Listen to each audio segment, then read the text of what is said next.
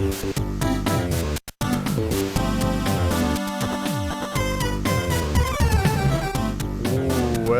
everyone, to this edition of the Not So Common Podcast, Solo Edition. I am Pat Contry. Someone asked me on Twitter, why haven't you had guests in a bit? Well, I've been traveling. It was kind of hard to have guests in Pennsylvania. I don't want to ask my dad and mom to be on. That would have been a little strange. Could have asked them why they force-fed me brownies and cookies when I was a child, and maybe a plump little Patrick. Didn't want to do that. Well, it might have been awkward. So I've been traveling. I've been busy. One guest kind of pulled out of a podcast. Nothing you can do about that. It happens. So some people like these solo podcasts. I think they're all right. I actually did radio in college. So if you ask, hey, Pat, why do you have a silky smooth radio voice? Well, I developed it over years of training. No, I did have a radio show, both with a co-host and by myself in college. So it's fine. I ramble, as I tend to do. But, this will be fine. This will be a shorter one, under an hour. You know what? It's been so humid the past few days in San Diego, and it's not supposed to be humid at all.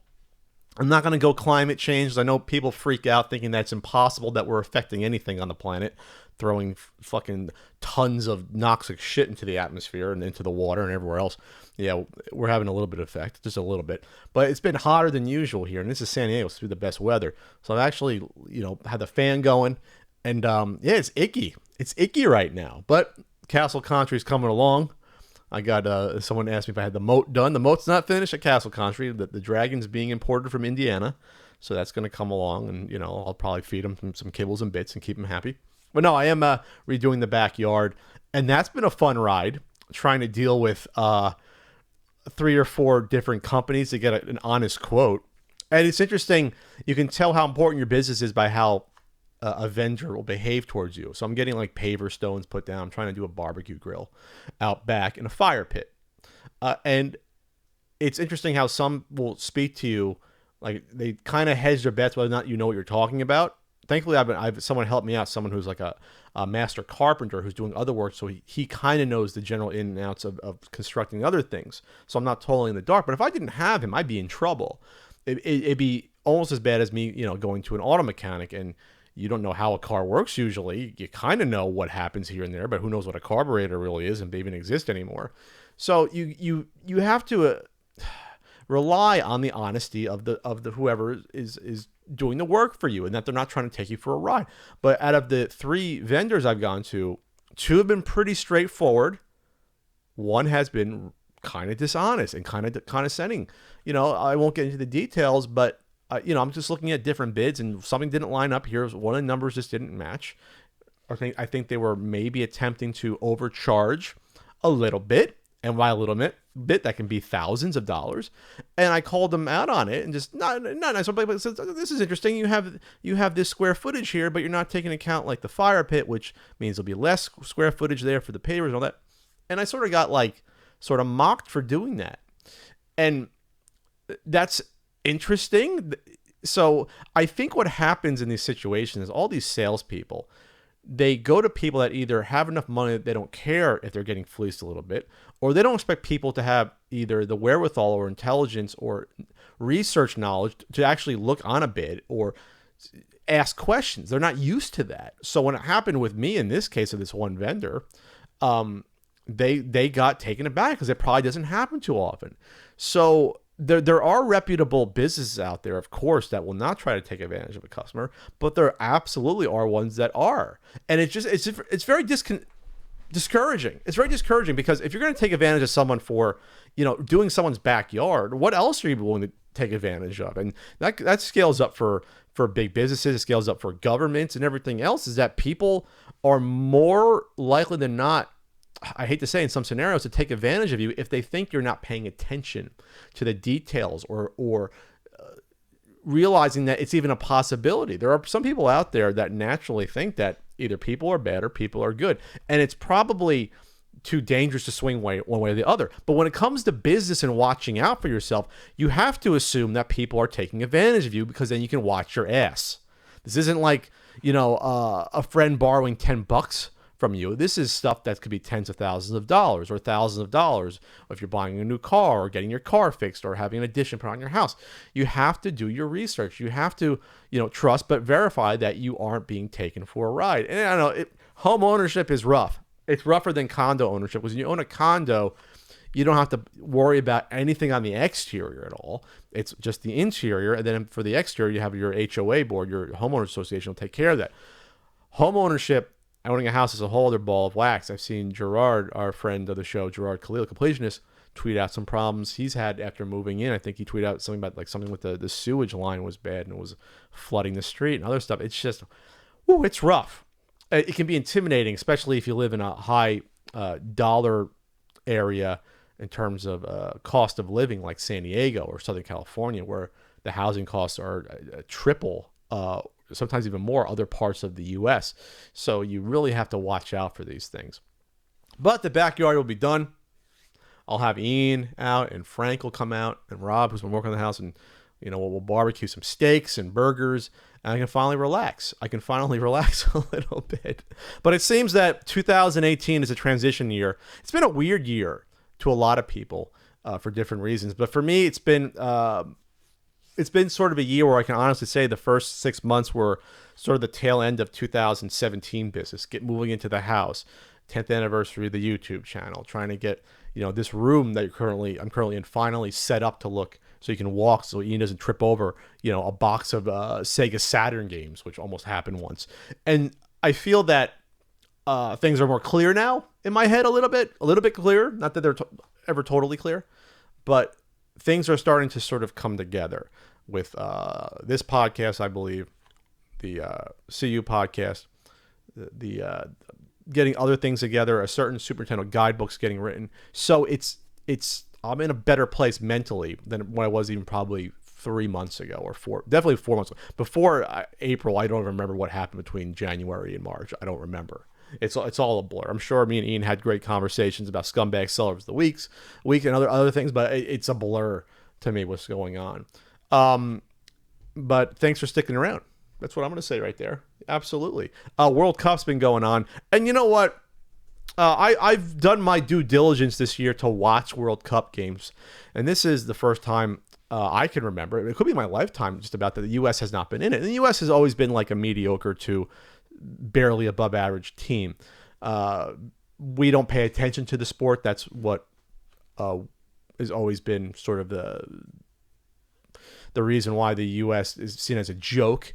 I mean, Major League Soccer has grown the past 20 years, and it's a rising sport, but still, it's to say it's way behind hockey, and hockey is way behind the other two major sports, other three major sports. So you look at football is huge. You look at basketball is the hottest sport the past 3-4 years. It's really grown leaps and bounds in the U.S. Basketball is getting closer to football each and every year. Then you have baseball in there after basketball. Then you have hockey, fourth place somewhere. But soccer or football, it's taking a hit just because at least this year we're not in the World Cup. Our team didn't qualify. Bunch of older guys that have no heart, whatever, no skill, whatever. It's embarrassment that a country of over 300 million people can't field a decent football or soccer team. I don't want to insult the Europeans out there, the football team. It's embarrassing, yes.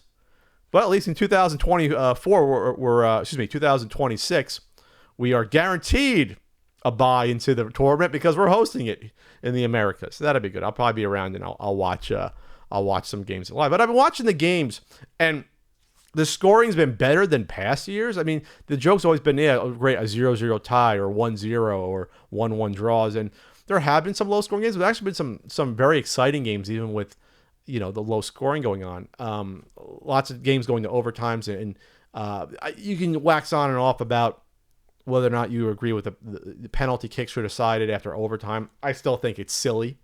Obviously, you have to end the game, but why don't you just go from 11-on-11 to why don't you go to 8-on-8 or 9-by-9? Just take a couple guys off, open it up a little bit, and do that, and play 30 minutes that way instead of just 11-on-11. I know they're ruining the sport. But they've done instant replay this year. The VAR, is that what it's been called? The VAR. So they're actually going to instant replay, which I guess has had mixed results so far. But I don't know why they haven't done it before. What is VAR? It's the Video Assistant Referees. So there you go. So at least they're trying to get there. But all right, the U.S. I'm hoping will be back in 2022 because viewership is down I think it's down like 40%. But I think when they looked at it compared to the games where the non-U.S. games from 4 years ago, overall it's actually done all right. Obviously it's gonna be down overall because you don't have the very casual fan is only gonna watch, like I did in the past, only watch the U.S. games. But this year I'm watching other teams vie for the World Cup. So I saw The Incredibles with a friend last week. Incredibles 2. I enjoyed it. The Incredibles is an interesting movie to me just because in the pantheon of superhero movies, you can arguably put it in the top 5 of all time. I mean, you're talking like original Superman, you're talking X-Men 2, you're talking, you want to throw in a couple of Marvel movies like I would say Winter Soldier. I'll defend that movie till I die, or Guardians of the Galaxy. It's easily a top 10 movie. The Incredibles, the original from 2004 from Pixar. But you can make an argument for top 5. It's basically the Fantastic Four. 3 out of the 4 characters are Fantastic Four characters. Elastigirl is Mr. Fantastic. The husband, Mr. Incredible, is Thing. You have the girl is basically like Invisible Girl. I mean, Invisible Woman, Invisible Girl from Fantastic Four. And then you have like a Flash sort of speedy character, Dash. So, but the first movie was good. There was a lot to say about getting older and middle age and trying to go back to your youth and try to recapture that spark in your life, which may be gone from the, I guess, the married domicile life and I guess the depression that could have and wanting to sort of, have there was like some sort of message about midlife crises and maybe enjoying your family more than you currently are. Maybe you should enjoy your family more. And there was some, Pixar does a good job of mixing up the adult messages, but also having stories that children can enjoy. As my phone goes off, son of a bitch. You would think someone who's done a podcast for 5 years and has experience with, like I said before, like radio in college, they would shut off their phone during the recording, but I didn't. It was some dumb survey company. What was I talking about? I was talking about The Incredibles 2. It was great story, great action. I was trying to get Frank to see this stuff, and Frank, for some reason, has a deep prejudice against animated movies. Let's put it this way. He loves the traditional animation, like, how they used to like rotoscope the damn thing, basically, back in the 30s and 40s with the old Disney movies, or just, mimic human movement. But those movies took like 2 years to animate those. They took forever. The Pixar stuff, they can put out like 2 or 3 Pixar movies a year with the computer animation. It's a lot simpler.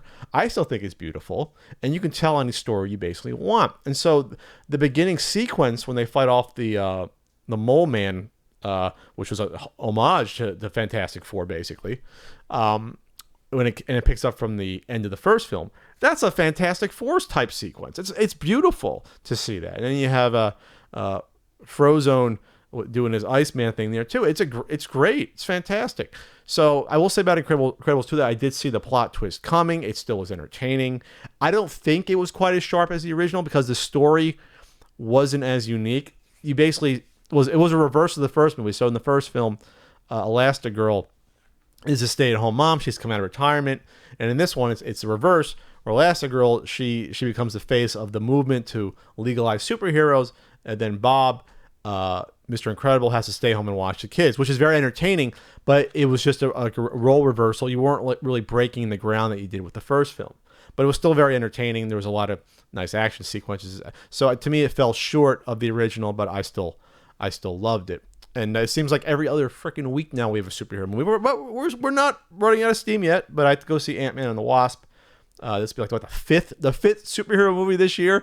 If you told me 10 years ago there'd be like 8 superhero movies in 1 year that you could see, I would have said you were crazy. So we had Black Panther, we had Deadpool 2, we had Avengers Infinity War, Ant-Man and the Wasp, Incredibles 2. We have Dark Phoenix coming out later in the year. What is that, 6 or 7? I might be missing another superhero movie coming out. later on. So we have a lot of stuff. Does Aquaman come out later in the year or early next year? There's like 10 that come out though in a calendar year now. It's nuts. It's absolutely nuts. So all's well that ends well with The Incredibles 2. I just hope that it's not another 14 years. I'm in my 50s until we get the third one. How about like 3 years, 4 years? Let's do that. That would be nice. Other than that, I hear they're making a Joker movie now. It's been rumored that there was DiCaprio was going to be the Joker. It was going to be Martin Scorsese doing it, and now it's going to be. It's nuts to think about. But Joaquin Phoenix is going to be the Joker in an origin movie. Now, I don't know what's going on. I don't know what Warner Brothers is doing. If you want to confuse your fan base, there you go. It's going to be a lower budget standalone movie starring Joaquin Phoenix. So you have the Jared Leto version in the main DC universe, the DCEU, and now you have Joaquin Phoenix. This is nuts. This is insane. I can't picture Marvel ever doing something like this. Where we're gonna have we're gonna have a Thanos standalone origin movie, but it's not Josh Brolin. I don't know. We get Tom Cruise to be Thanos instead, to be young Thanos. Why do I think of Tom Cruise? Nicholas is doing Top Gun 2, which is insane. They're filming that in San Diego. So it's going to have a $55 million budget, which is for a superhero movie, that's pretty low. I don't know. Doing origin movies of mysterious characters, whether it's Wolverine, whether it's Han Solo, they don't appeal to me. They don't. I mean, we had the Killing Joke, which offered an origin of the Joker. That was 20 years ago, and that was great. I don't know if they're going to follow that or not. But I just don't have the interest in this. Like the same way I didn't have an interest in the Han Solo origin movie. And I love Han Solo. Han Solo's he's my boy. These days, you can get practically everything you want on demand, just like the Not So Common podcast. You listen whenever you want, when it's convenient to you. Did you know you can get postage on demand? Yes, you can with Stamps.com. Yes, Stamps.com. With it, you can have access to all the services of the post office right from your desk. Buy and print real U.S. postage for any letter or any package. All available 24 hours a day, 7 days a week. Just click, print, mail, and you're done. All you need is a printer. You need a computer. You got that stuff already. You're good to go. Stamps.com will even send you a digital scale so you can weigh all your postage properly, know what's going on there, weigh your letters and your packages, and print the exact amount of postage every time. I've used Stamps.com for several years to send out Pat the Indians Punk DVDs, consoles. I used to do those variety game packs of random games thrown in like Pat's version of like a loot crate, but for games. I did that back in the day. Wristbands, buttons, NES guidebooks. I've used it for all of that. Right now, there's a special offer. Get a 4-week trial using code NSC. Go to Stamps.com right now. Click on the radio microphone at the top at the homepage and type in the code NSC for your 4-week trial, which includes postage and your digital scale sent right to your door. That's Stamps.com. It's the easier and better way to ship out all the stuff you need. This is going to be a shorter one because it's hot and I'm bothered. That doesn't sound too good. But we have some questions to go into here from the Not So Common hashtag. This is from Karen, who's working on a certain Super Nintendo guidebook. Wow, this is a financial question. Before I answer this, I am not... this is like doing the disclaimer on a radio show. I am not... a licensed financial advisor. Please consult your local physician or financial advisor. This is for entertainment purposes only, like Miss Cleo giving psychic predictions back in the 90s, in the mid-90s. This is from Karen, at Niembla, Karen. With a new home mortgage at a low interest rate, is it better to pay extra per month to pay it off early, put that money into a retirement account instead, or just pocket it? Well, that's a very interesting proposition, Karen. What is the home mortgage rate right now? As I have my awful mortgage rate, we're at a 4.625% in a 30-year fixed rate. So that is still pretty low. I mean, we've got below 4 a few years ago, but historically mortgages used to be like 8-10%. So these are still great rates right now. So I'm going to say this, Karen. I don't know what your financial situation is out there. I guess it depends on how much you have left on your balance and what other expenses and debt you have. Now, the cheap rule of thumb, it's not just cheap, it's the common sense rule of thumb, is that you should pay off the principal of the debt you owe at the highest interest rates as quickly as you can, because that's where you rack up the most debt and the most interest, obviously. So if you have credit card debt, that's what you throw money at to get rid of that debt, because those are awful 14, 16, 18, 20% interest rates. And that's just lost money month after month that goes towards that. And then you work down from there, from loans, college loans. And then the mortgage, if you're comfortable with your month-to-month expenses, then you shouldn't worry about your mortgage that month. Obviously, yes, you can throw money at the principal to cut down that rate. But unless you're throwing a lot at it, you're not going to see a big return on that over a long period of time. So, for example, say you owe $300,000 on your mortgage. That's what's left over. And say unless you throw half the principal at that, you're only going to cut down the payments, maybe a few $100s a month, depending on your interest rate in the principal. And then you have to what's called renesting your mortgage. It means they go back in the amortization table, your mortgage company, and then basically redo your loan at that point. Otherwise, your monthly payments will come down. When you pay off principal early on your loan, what happens is your monthly payments month to month stay the same. It's just that the amount of principal you pay is the same. And then what happens is the interest basically comes off the back end of it. So you pay it off earlier on the back end. So if you pay $1,200 a month principal and interest, and you throw tons of principal at it, that rate's not going to lower. You're just going to pay proportionally more principal based on how much you already paid off. But then you're gonna cut the length of your loan by the amount of principal you paid on it. That's how it works. So maybe you cut off the less. If you have your mortgage principal, in theory, you're taking off years and years of time there on the mortgage. That's what you're doing. But if you want that safety net of money, you want that money to go on vacations or to save or to put towards something else, I would not recommend throwing the principal at it. Again, this is a situational decision based upon where you're at. How much money do you have squirreled away at the time? A retirement account, though, is always a good idea to have.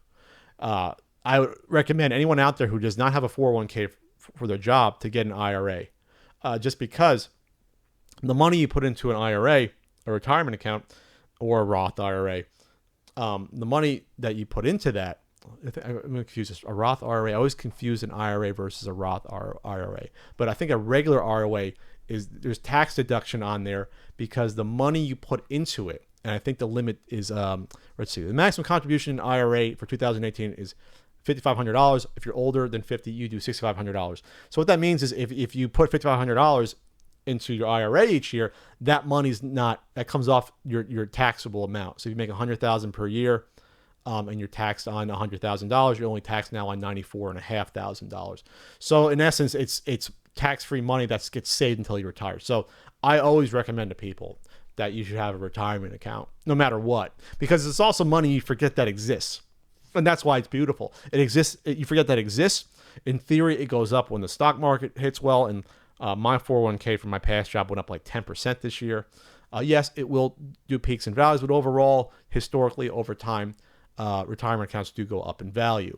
But either way, though, it's money you forget about.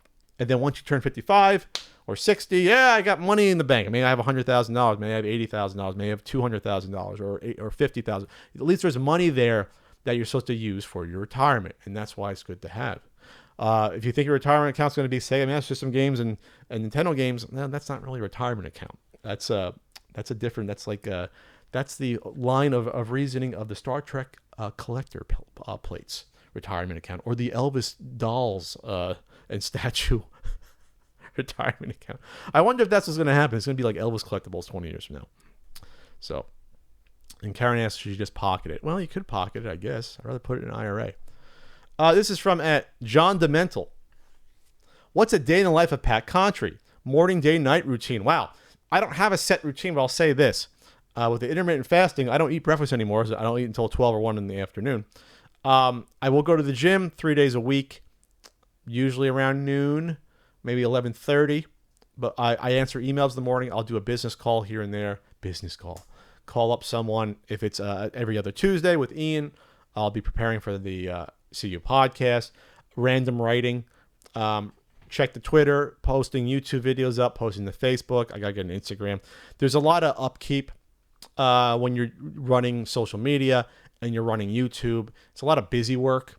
The amount of creative time is actually less than you think versus preparing things, talking to potential sponsors, answering emails from an ad agency, answering fan emails, printing out postage for a DVD, answering return requests for maybe a certain NES guidebook is dinged in the corner that people want a replacement. There's a lot of stuff. So it's not like a typical day. By nighttime, I could unwind usually, and but I'll still be checking emails. Sometimes I'll be playing maybe a game for a guidebook or doing research on something else. It's not. I don't have a set schedule, which I guess is good and bad. Some people need a set schedule for their lives. It helps them with the discipline. But when you're working for yourself like this, you can't just say these are the hours of this and this and that. Especially when you have several things going on at one time. It's not like I have just one thing. I have 2 podcasts. I have a book I'm working on. I have a book that came out. I have other stuff I can't talk about that are coming down the line. One thing I can't talk about, like documentary that I'm executive producing. So there's a lot of different things, ins and outs. Sometimes you'll speak to one person twice a month. Sometimes you'll speak to a person like once a week to get something done. It's strange. And there's time for having fun there as well. I got a margarita yesterday, fish tacos. So it depends. You have to make time for yourself for your personal life as well. So that I'm trying to be more cognizant of is that, okay, set aside some personal time throughout the week to have fun. So there's not a day in the life of Pat besides brushing your teeth twice a day and using that good old water pick. This is from at Gold Rush Comic. DC Comics are starting to make Walmart only 100-page comic books to try to get comics back in retail. If that's true, I haven't heard about that. That's a great idea. I remember going to Toys R Us, and they had the comic book packs. Comics are probably a month old or maybe that month, and they'd throw like 4 comics in a pack for like $2 or $1.50. And they just put a cellophane wrapper around it, and they put like a little paper sleeve in there that said like, oh, special, like 4 comics or 5 for whatever for $1.95. And that was great because you were getting a great deal. You're getting like 2 or 3 free comics. And comics back when I grew up started at like 75 cents, and then by the time I was like 10, they're like $1. Up until like the early to mid 90s, they're like $1. So that's a big deal when you get an allowance that you can buy, either 1 comic for $1 or you can get like 4 comics for $2. And that's a lot of reading material. And sometimes they're jumbo size comics thrown there as well. And they weren't all garbage. So they wouldn't all be necessarily ones you would read, but they always threw like a popular one or two on the ends, like the Iron Man and like Spider-Man on the other side, or an X-Men and an X-Men like in an Avengers or Captain America. So they always would put like they had like the Marvel pack. I remember that, like the DC pack at Toys R Us. So if they do this at Walmart, this is good. I mean, what's interesting about the current rush of Disney and the MCU is that a lot of people are seeing all these and loving these comic book movies but aren't reading comics. And I think that's a shame, just because you can do so much more in the comic books. You can keep stories going, you can be more experimental with comic book stories. Obviously you can kill off characters easily. You can have weird one-off stories that you can never do in a movie. You can take more risks. So there's very good reasons to have comics still exist and not have them disappear, or to treat them as a loss leader, which I always tell people that's probably how Disney's treating them. Like, we have to still do comic books because we get all our good story ideas from there, and it keeps them in the pop culture, and it's just tradition. These comics have been around for now 80 years. So, but if Marvel Comics went away tomorrow, Disney probably wouldn't lose that much money in the grand scheme of things, because they have these movies making tons of money. They still have all the merchandise and all the T-shirts and everything. But you still have to have a way to get these out to the crowd, and I'm all for it. I don't care. Put them in Target, Walmart, whatever. Put them in these packs, 200-page super comics. I don't care. That's a great idea. Kids, and plus it does promote reading as well. I read a lot of comics, and not that you learn more reading comics versus a regular book or novel, but it's better than nothing. Reading a comic book, it's better than not reading. It's better than a kid playing a fucking Jewel game on his tablet all day. This is from at Brokilla7421. Politicians getting kicked out of restaurants for which side they are on. So that's a problem right there in the framing of the question, which side they are on. We shouldn't have sides in politics, which sounds maybe a naivety, but when you say sides, it's bad. I'm not saying that's how was framed, bro kill.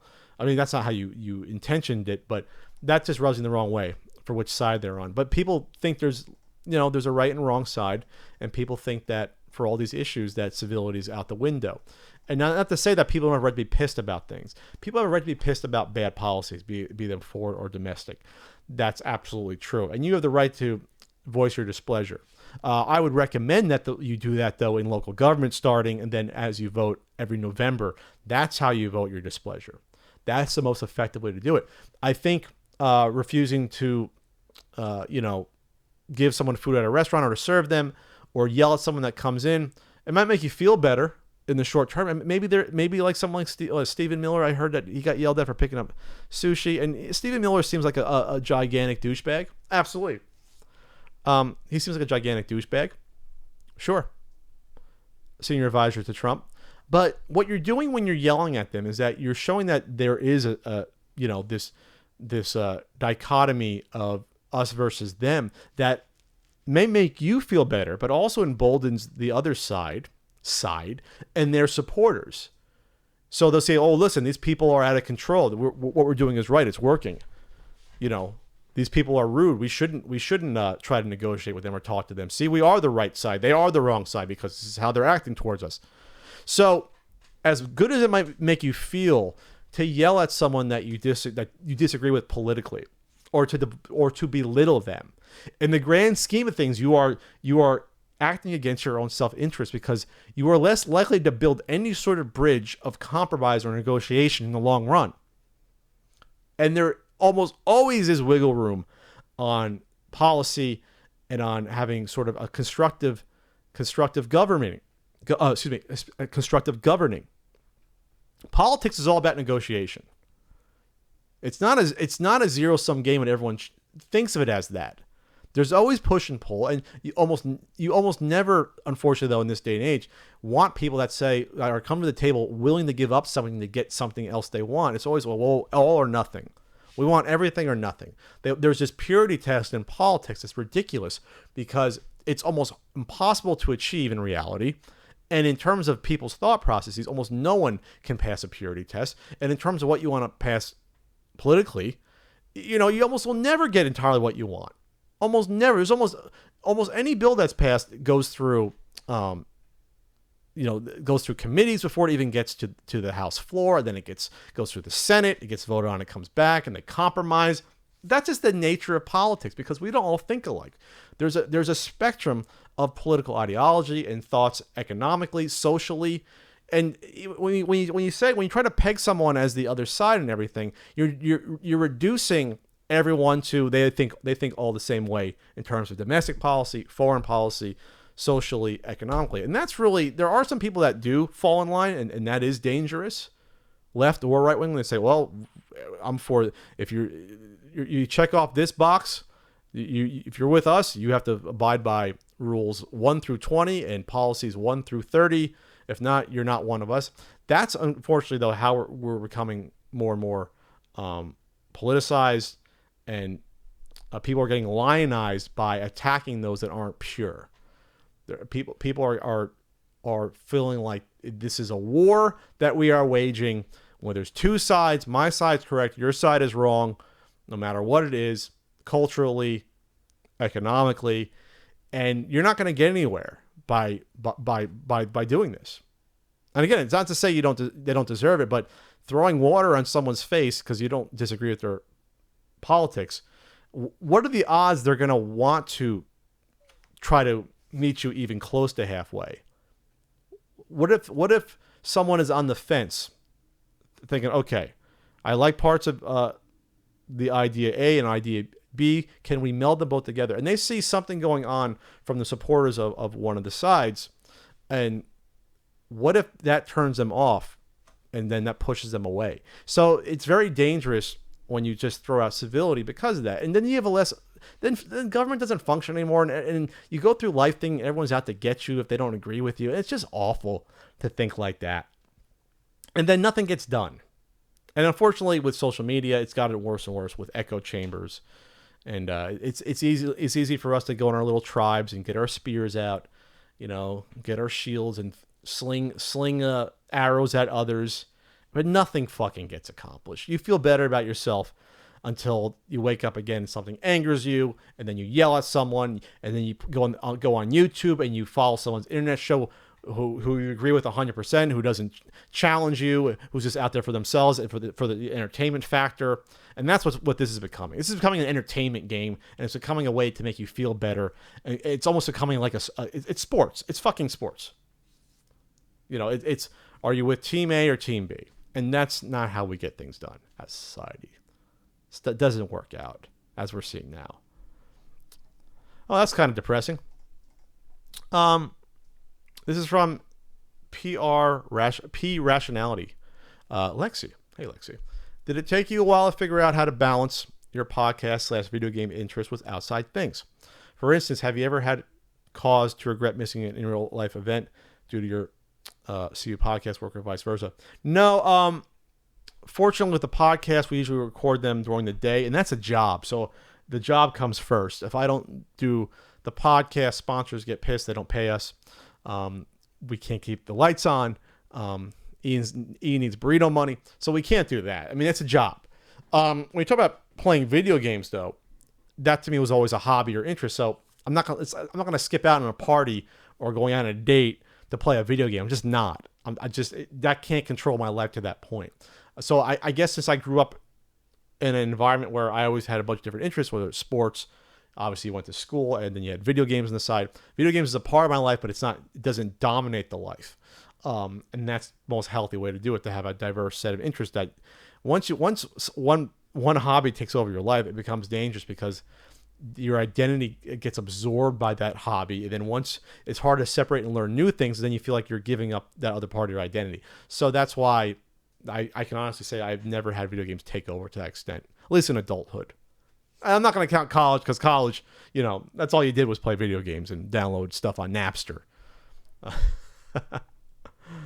right, I think that's it for this Not So Common podcast. This has been a weird one. It's been freaking hot in here. God, I'm like sweating. I'm in San Diego. I moved here to get away from the heat. But yeah, thanks for coming along. This has been an interesting one. I hope I wasn't rambling too much. I'm going to try to get some guests back here, absolutely. Things been weird with the house stuff going on, and with going to Pennsylvania for a week and a half, a little over more than a week, and other matters, 10th anniversary of a certain punk character, and getting things lined up. But yeah, if you like this Not So Common podcast, please subscribe on iTunes, Stitcher, Podbean, Google Play, wherever you listen to it, or click that bell-like thing. What is it? You subscribe and hit the bell. You hit the bell on YouTube. This is a nutty one.